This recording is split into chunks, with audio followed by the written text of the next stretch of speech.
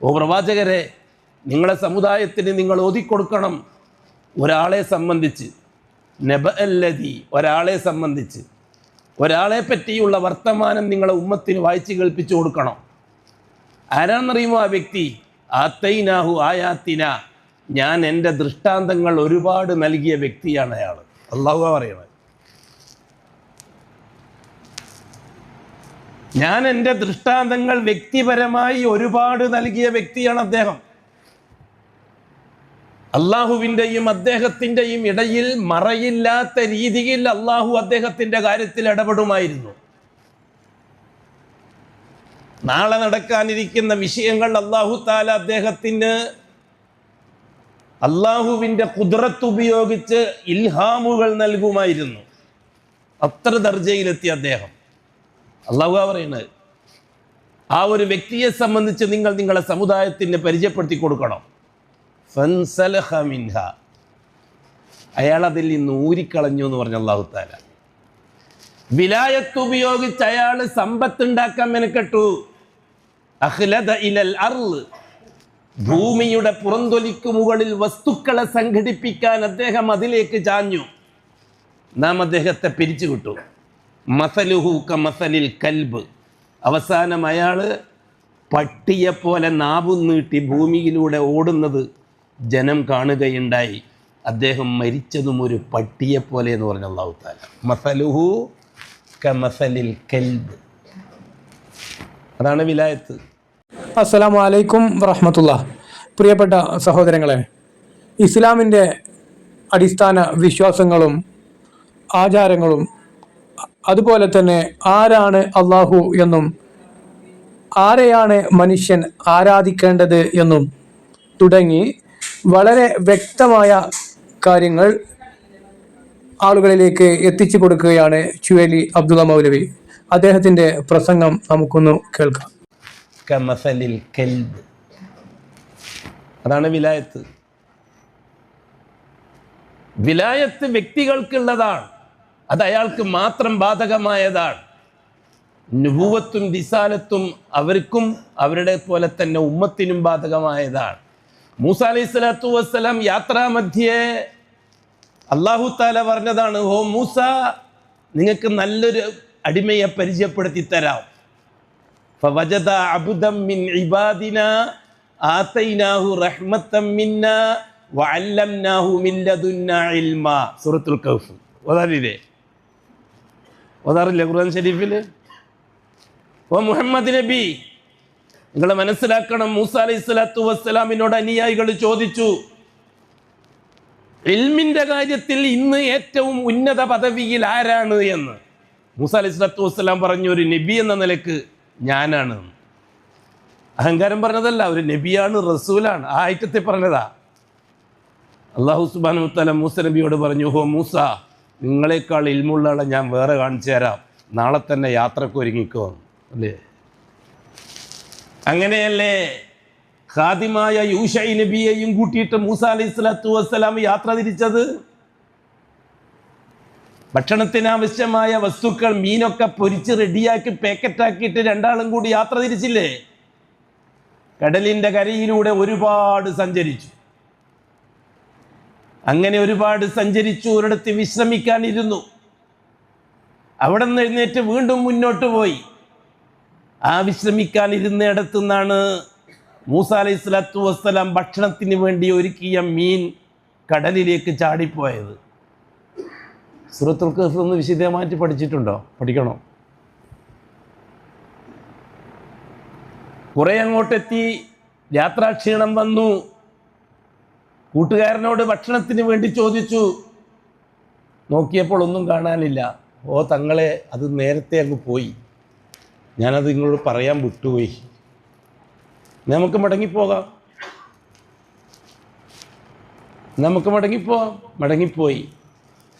കടലിൽ ഒരു വലിയ ഗുഹ നിർമ്മിച്ചുകൊണ്ടായിരുന്നു ആ മീൻ ഒഴുകിപ്പോയത്. ഫവജദ, അവിടെ വെച്ചാണ് മൂസാ നബിയും കൂട്ടുകാരനും കണ്ടുമുട്ടുന്നത്. അബ്ദൻ മിൻ ഇബാദിന, നമ്മുടെ ഇഷ്ടപ്പെട്ട അടിമകളെ കൂട്ടത്തിൽ ഒരു അടിമയുമായി കണ്ടുമുട്ടുന്നത് അവിടെ വെച്ചാണ്. ആ അടിമ ഖിളറാണ്. ഖിളർ നബിയാണെന്നും വലിയാണെന്നും അഭിപ്രായമുണ്ട്. വലിയാണെന്നാണ് ഭൂരിപക്ഷ അഭിപ്രായം. അവിടെ വെച്ചാണ് കണ്ടുമുട്ടുന്നത്. ഫവജദ അബ്ദൻ മിൻ ഇബാദിന, ആരാണെന്നറിയത്? ആതൈനാഹു റഹ്മത്തൻ മിന്ന, ഞാൻ ഒരുപാട് റഹ്മത്തുകൾ ചെയ്ത വ്യക്തിയാണത്.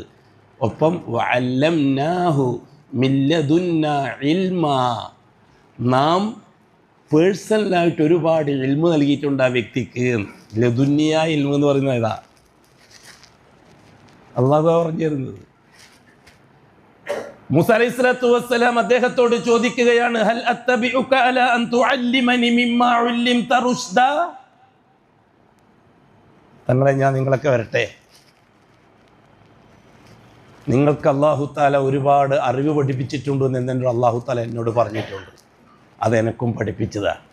ഇപ്പോൾ ആരാ ഉസ്താദ്, ആരാ ശിഷ്യൻ? മൂസ അലൈഹിസ്സലാത്തു വസ്സലാം മുരീദും ഖിളർ ഷെയ്ഖും.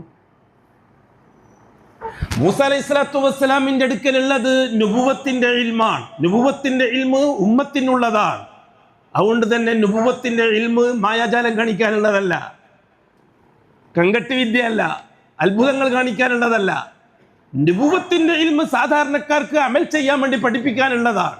വിലായത്തിൻ്റെ ഇൽമ് വ്യക്തിപരമാണ്, അത് അയാൾക്ക് മാത്രം ബാധകമാണ്. അതുകൊണ്ട് തന്നെ വിലായത്തിൻ്റെ ഇൽമനുസരിച്ച് ഉമ്മത്തിന് അമൽ ചെയ്തുകൂടാ. അതുകൊണ്ട് തന്നെ അമ്പിയാക്കളെ പിന്തുടർന്നോളൂ, വലിയുകളെ പിന്തുടരാൻ അവകാശമില്ല. കാരണം വലിയുകൾ ഏത് കുഴിയിലാ പോയി ചാടുക എന്ന് ഒന്നിച്ചു പോന്നു എനിക്ക് തിരിയില്ല. നബി കുഴിയിൽ ചാടുന്ന പ്രശ്നമില്ല. മനസ്സിലാവുന്നുണ്ടോ പറയുന്നത്? നബിയും റസൂലും മരണം വരെയും കുഴിയിൽ ചാടുന്ന പ്രശ്നമില്ല. എന്തുകൊണ്ട്? ഹിദായത്തിന്, നബിന്റെ നുബുവത്തിന് ഗ്യാരണ്ടിയുണ്ട്, നബിന്റെ റിസാലത്തിന് ഗ്യാരണ്ടിയുണ്ട്, അവർക്ക് അള്ളാഹു കൊടുത്ത ഹിദായത്തിന് ഗ്യാരണ്ടിയുണ്ട്. വലിയന്റെ വിലായത്തിനോ ഹിദായത്തിനോ ഒരു ഗ്യാരണ്ടിയില്ല. അയാളെ നാവെന്ന് വേണ്ടാത്ത എന്തെങ്കിലും വന്നാൽ അപ്പം തന്നെ അള്ളാഹു തആല പിരിച്ചുവിടും. പിന്നെ ഒരു വസ്തുവിനും കൊള്ളാത്ത സാധനമായിട്ട് ഭൂമിയിൽ ജീവിച്ച് മരിക്കും. നേരത്തെ വല്ല ആകാശത്തുനിന്ന് പറന്നാളായിരിക്കാം, ഇപ്പോൾ പട്ടിയെ പോലെയാണ്. അതുകൊണ്ട് വലിയൻ്റെയും വിലായത്തിൻ്റെയും പോരിശ കേട്ടിട്ട് ആരും പിന്നാലെ പോകാൻ നിൽക്കണ്ട. ഇന്നയാള് വലിയാണ്, ഇന്നയാള് വലിയാണ് എന്ന് പറഞ്ഞ് അവരോട് വിളിച്ച് പ്രാർത്ഥിക്കുകയും സഹായം തേടുകയും ചെയ്യുന്ന കേരളത്തിലെ സമസ്തക്കാർ നല്ല രീതിയിൽ മനസ്സിലാക്കേണ്ട ഒരു വിഷയമാണിത്. അള്ളാഹു ഏകനാണ് എന്നും അവനാണ് ആരാധനക്കർഹൻ എന്നും മനസ്സിലാക്കാതെ ശിർക്കൻ വിശ്വാസങ്ങളും കുഫറും മാത്രം പ്രചരിപ്പിക്കുകയും ഇസ്ലാമിന് പരിചയമില്ലാത്ത വിശ്വാസ ആചാരങ്ങൾ വെച്ചു പുലർത്തുകയും ചെയ്യുന്ന സമസ്തക്കാർ ഇങ്ങനെയുള്ള വിഷയം ഒന്നുകൂടി ആഴത്തിൽ പഠിക്കുന്നത് നല്ലതായിരിക്കും. വിലായത്തിൻ്റെയും പോരിശ കേട്ടിട്ട് ആരും പിന്നാലെ പോകാൻ നിൽക്കണ്ട. നമ്മളോട് കൽപ്പിക്കപ്പെട്ടിട്ടില്ല. അത് അയാൾക്ക് മാത്രം ബാധകമായ ഇൽമാണ്. വലിയ അയാൾക്ക് എന്തെങ്കിലും ഇൽമുണ്ടെങ്കിൽ അത് അയാൾ അമൽ ചെയ്തുകൊള്ളുക. എനിക്ക് നോമ്പ് നോക്കാൻ, റമദാൻ മാസം സിഗരറ്റ് വലിക്കാൻ വല്ല ഇൽമുണ്ടെങ്കിൽ ഒറ്റയ്ക്ക് വലിച്ചോളാം, മുരീദന്മാരെ വലിപ്പിക്കണ്ട. അങ്ങനെ റമദാൻ മാസം ഉച്ചക്ക് കഞ്ഞി കുടിക്കാൻ നിനക്ക് വല്ല ഇൽമും കിട്ടിയിട്ടുണ്ടെങ്കിൽ നീ കഞ്ഞി കുടിച്ചോളുക, ബാക്കിയുള്ളവനെ കുടിപ്പിക്കാൻ നിനക്ക് അവകാശമില്ല. ഒന്നിക്കിൽ നീ ഭ്രാന്തൻ, അല്ലെങ്കിൽ നീ കൊടിയ കാഫിർ.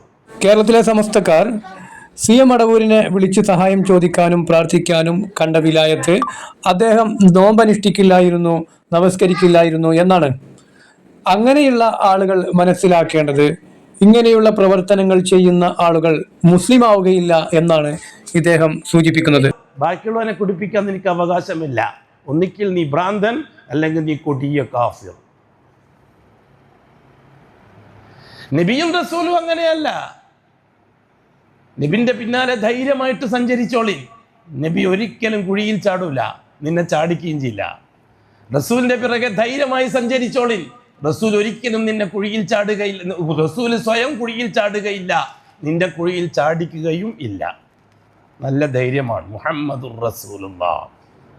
ഇതിനെക്കൊണ്ട് ധൈര്യം, പിന്നെ വേറെ എന്തിനാ ധൈര്യം വേണ്ടത്? മുഹമ്മദുർ റസൂലുള്ളാഹ്, അതാണ് ശക്തി, അതാണ് ഖുവത്ത്, അതാണ് താക്കത്ത്.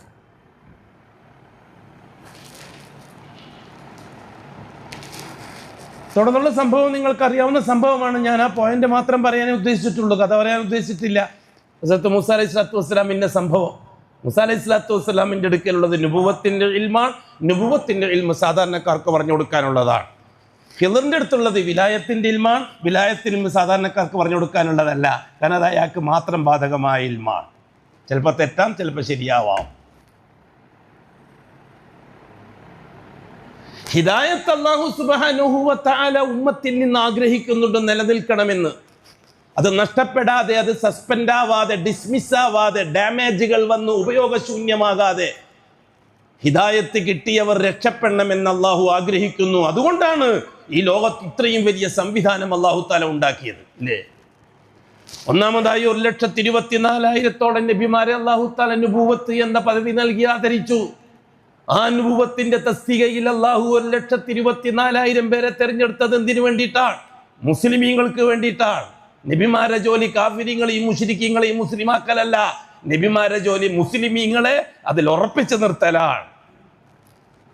നബിമാരെ ജോലി നിലവിലുള്ള മുസ്ലിമീങ്ങൾക്ക് തർബിയത്ത് കൊടുക്കലാണ്. 1,24,000 നബിമാരുണ്ടായിരുന്നു. ഒരേ സീസണിൽ 1000, 5000, 10,000 നബിമാരെ അല്ലാഹു തആല അയച്ചിരുന്നു. ഒരു കുടുംബത്തിൽ ഒരു ഉമ്മ പെറ്റ മക്കളെ തന്നെ 5, 10, 100 നബിമാരെ അല്ലാഹു തആല നിയോഗിച്ചിരുന്നു. നബിമാരെ കൊണ്ട് അള്ളാഹു ഉദ്ദേശിക്കുന്നത് എന്താണ്? നബിമാർക്ക് അള്ളാഹു വഹി നൽകും. ആ വഹി എന്തിനു വേണ്ടിയുള്ളതാണ്? മുസ്ലിമീങ്ങളുടെ ഹിദായത്ത് ഇസ്തിഖാമത്താക്കാൻ വേണ്ടിയുള്ളതാണ്. നാം പറഞ്ഞല്ലോ, ആദം അലൈഹിസ്സലാത്തു വസ്സലാം നബിയാണ്, റസൂലല്ല. ആദം നബിക്ക് എന്തിനാണ് നുബുവത്ത് കിട്ടിയത്? ഭാര്യക്കും മക്കൾക്കും നിലവിലുള്ള ഇസ്ലാമിയത്ത് നിലനിർത്തി കൊണ്ടുപോകാനുള്ള തർബിയത്ത്, തസ്കിയത്തിന്റെ ഡ്യൂട്ടിയാണ് ആദം അലൈഹിസ്സലാത്തു വസ്സലാമിന്. ആദം അലൈഹിസ്സലാത്തു വസ്സലാം നബിയാണ്, അല്ലാഹു തആല തെരഞ്ഞെടുത്ത വ്യക്തിയാണ്. ഇന്നല്ലാഹ അസ്തഫ ആദമ വനൂഹൻ വആല ഇബ്രാഹിം വആല ഇമ്രാൻ അലൽ ആലമീൻ. അതിൽ ഒന്നാമത്തെ ആളാരാണ്? ആദമാണ്, ഖുർആനാണ്. അതുകൊണ്ട് ആദമിനെ പറ്റി സംശയിക്കുകയും ചെയ്യണ്ട. ചില വിവരദോഷികൾ, വിവരമുണ്ടെന്ന് അഭിനയിക്കുന്ന വിവരദോഷികൾ പറയും ആദ്യത്തെ റസൂൽ നൂഹ് നബിയാണ്, അതിനു മുമ്പുള്ള നബിമാരെ പറ്റി ഒന്നും ചർച്ച ചെയ്യാൻ പാടില്ല എന്ന്. വിവരക്കേടാണ്. അള്ളാഹ് പറഞ്ഞാണ് ഇന്നല്ലാഹ അസ്തഫ ആദം. നാട്ടിലെ രാജാവായിട്ട് തിരഞ്ഞെടുത്തു എന്നല്ല പറഞ്ഞത്, നബിയായിട്ട് തിരഞ്ഞെടുത്തു എന്നാ. ഭാര്യ മക്കൾക്ക് ദീൻ പഠിപ്പിക്കാൻ വേണ്ടിയിട്ട് ആകാശത്തിൽ നിന്ന് കിട്ടിയ ഇൽമനുസരിച്ച് ഭാര്യ മക്കളെ നയിക്കുകയായിരുന്നു ആദം അലൈഹിസ്സലാത്തു വസ്സലാം. ആകാശത്തിൽ നിന്ന് കിട്ടിയ ഇൽമാണ് പഠിപ്പിച്ചുകൊണ്ടിരിക്കുന്നത്. വഅല്ലമ ആദമൽ അസ്മാഅ കുല്ലഹ എന്ന് പറഞ്ഞത് ആകാശത്തിലാ. അവിടെ നിന്ന് വന്നതിന് ശേഷം പ്രാഥമിക വിദ്യാഭ്യാസം ഭൗതികമാണ്, പ്രാദേശിക കാര്യങ്ങളാണ്, സാങ്കേതിക കാര്യങ്ങളാണ്. ആദം അലൈഹിസ്സലാത്തു വസ്സലാമിന്റെ ഭൂമിയിലെത്തിയതിന് ശേഷമാണ് ശർഈയായ വഹികൾ വരാൻ തുടങ്ങിയത്. ശർഈയായ വഹി വരാൻ തുടങ്ങിയപ്പോൾ ഭാര്യ ഹവ്വായെയും ആമക്കളും പെമ്മക്കളും അടങ്ങുന്ന ആ വലിയ കുടുംബത്തിന്റെ ഉസ്താദായിട്ട് ബഹുമാനപ്പെട്ട ആദം ജീവിക്കുകയാണ്, ഇല്ലേ? 40 മക്കളില്ലേ? 41 മക്കളുണ്ട്. 21 ആണും 20 പെണ്ണും. 20 ഇരട്ട വെറ്റു ഹവ്വ, ഒരാണും ഒരു പെണ്ണും. അതേ കസറത്തുൻ നസ്ൽ ഉൽപാദനം വേണമല്ലോ. ബസ്സ മിൻഹുമാ റിജാലൻ കസീറ വനിസാഅ.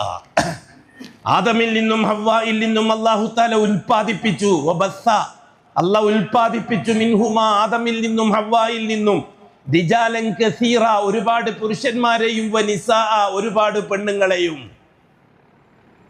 ആദം ഹവ്വ ദമ്പതിമാരിൽ നിന്ന് മനുഷ്യന്റെ ഇവിടുത്തെ ആദ്യകാല പ്രാഥമിക മനുഷ്യ സമൂഹം വളർന്നു വരികയാണ്, ഒരു ഉപ്പാന്റെയും ഉമ്മാന്റെയും മക്കളായിട്ട്. ആദം അലൈഹിസ്സലാത്തു വസ്സലാം മരണപ്പെട്ടു. ജനം ശിർക്കിലോ കുഫറിലോ എത്തിയില്ല. ആദം നബി ആകാശത്തിൽ നിന്ന് കിട്ടിയ ഇൽമനുസരിച്ച് വളർത്തിക്കൊണ്ടുവന്ന പേരക്കിടങ്ങൾ തെറ്റിപ്പോയില്ല. ആ പേരമക്കൾക്ക് വീണ്ടും തർബിയത്ത് കൊടുക്കാൻ അല്ലാഹു തആല അയച്ചു. ബഅസല്ലാഹു ശീസൻ നബിയ, അല്ലേ? നമ്മൾ പണ്ടേ പറഞ്ഞുകൊണ്ടിരിക്കുന്ന വിഷയമല്ലേ അത്? രണ്ടാമത്തെ നബി ശീസ് നബി, റസൂലല്ല, നബിയാണ്. എന്തുകൊണ്ടാണ്? മുശ്രിക്കും കാഫിറും ആ കാലഘട്ടത്തിൽ ഉണ്ടായിട്ടില്ല. മുസ്ലിം മാത്രമേ ഉള്ളൂ, മുവഹിദുകൾ. അവർക്ക് തൗഹീദ് നിലനിർത്തിക്കൊണ്ടുപോകാനുള്ള ഇൽമു പറഞ്ഞു കൊടുക്കലാണ് സീസി നബിന്റെ ജോലി. ശീസ് അലൈഹിസ്സലാത്തു വസ്സലാം മരണപ്പെട്ടു. ആ സന്ദർഭത്തിൽ 100% മുവഹിദുകൾ, 100% അല്ലാഹു മാത്രം, ഇടയാളുകൾ ആവശ്യമില്ല എന്ന് പറയുന്നവർ, ആ രീതിയിൽ ജീവിക്കുന്ന സമൂഹത്തിന് കൂടുതൽ അറിവ് ആവശ്യമുണ്ട്. ബഅസല്ലാഹു ഇലൈഹിം ഇദ്രീസൻ നബിയ. മൂന്നാമത്തെ ആള് ഇദ്രീസ് നബിയെ അല്ലാഹു തആല അയച്ചു. ഇദ്രീസ് റസൂലല്ല. എന്തുകൊണ്ടാണ് റസൂലല്ലാത്തത്? പുറത്തു പോയവനോ അകത്തല്ല ഇദ്രീസ് നബിന്റെ ജോലി. ഉള്ളിലുള്ളവർക്ക് ദീൻ പഠിപ്പിക്കലാണ്. ഇത് നമ്മളെ ഒരുപാട് മെമ്പർഷിപ്പ് പോലത്തെ കീശയിലിട്ടിട്ട് മറ്റുള്ളവരെ പഠിപ്പിക്കേണ്ട തിരക്കില്ല. അവനവൻ തന്നെ പഠിച്ചുകൊണ്ടിരിക്കും. മെമ്പർഷിപ്പ് അവിടെ ഇരുന്നോട്ടെ, കീശയില ആവശ്യമാണ്. പക്ഷെ പഠിക്കൽ അവനവൻ തന്നെ ആയിരിക്കണം. ആരെന്നെ പഠിപ്പിക്കാൻ വേണ്ടി മെനക്കെടണ്ട കൂടുതൽ, അവനവൻ പഠിച്ചാൽ മതി. തൗഹീദിന്റെ പ്രബോധകൻ എപ്പോഴും സ്വന്തം തൗഹീദ് ക്ലിയറാക്കാൻ വേണ്ടി പരിശ്രമിക്കുന്നവനാണ്. അതിൽ നിന്ന് ഫലം ആസ്വദിക്കുന്നവരാണ് മറ്റുള്ളവർ. മറ്റുള്ളവർക്ക് വേണ്ടിയല്ല മെനക്കെടേണ്ടത്, സ്വന്തത്തിന് വേണ്ടി മെനക്കെടുക. എന്തുകൊണ്ട്? ഏത് സമയത്തും നിന്റെ ഹിദായത്ത് ഒന്നിക്കിൽ ഡിസ്മിസ് ആവാം, അല്ലെങ്കിൽ സസ്പെൻഡ് ആവാം. കൂട്ടരെ, ഹിദായത്ത് കിട്ടിയവരെ സംബന്ധിച്ചല്ലേ സസ്പെൻഷന്റെയും ഡിസ്മിഷന്റെയും വിഷയം വരുന്നുള്ളൂ. ഹിദായത്ത് കിട്ടാത്തവരെ സംബന്ധിച്ച് ആ ചർച്ചയില്ലല്ലോ. നമ്മൾ ഹിദായത്ത് കിട്ടാത്തവരെ പറ്റി കൂടുതൽ ചർച്ച ചെയ്തിട്ട് സമയം കളയുന്നതിനാ? ഹിദായത്ത് കിട്ടിയവരോട് പറ, നിന്റെ ഹിദായത്ത് നിലനിർത്താൻ നീ ബാധ്യസ്ഥനാണ്. അതാണ് ഒന്നാമത്തെ ദഅവത്ത്. രണ്ടാമത്തെ ദഅവത്താണ് ഹിദായത്ത് കിട്ടാത്തവർക്ക് പറഞ്ഞു കൊടുക്കുക എന്നുള്ളത്. ഇത് തിരിച്ചറിയലാണ് ഏറ്റവും വലിയ ഇൽമ്.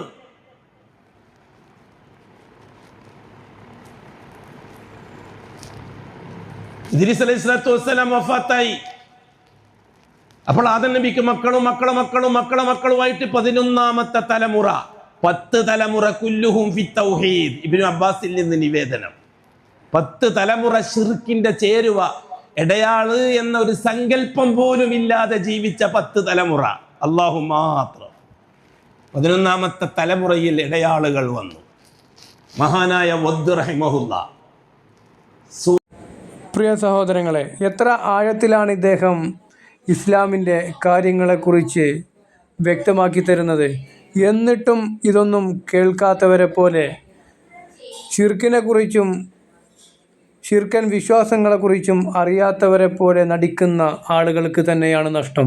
ഇങ്ങനെയുള്ള പ്രസംഗങ്ങൾ കേൾക്കാനും അറിവ് സ്വീകരിക്കാനും അതനുസരിച്ച് ജീവിക്കാനും അള്ളാഹു തൗഫീക്ക് നൽകട്ടെ. അസ്സലാമു അലൈക്കും വറഹ്മത്തുള്ളാഹി.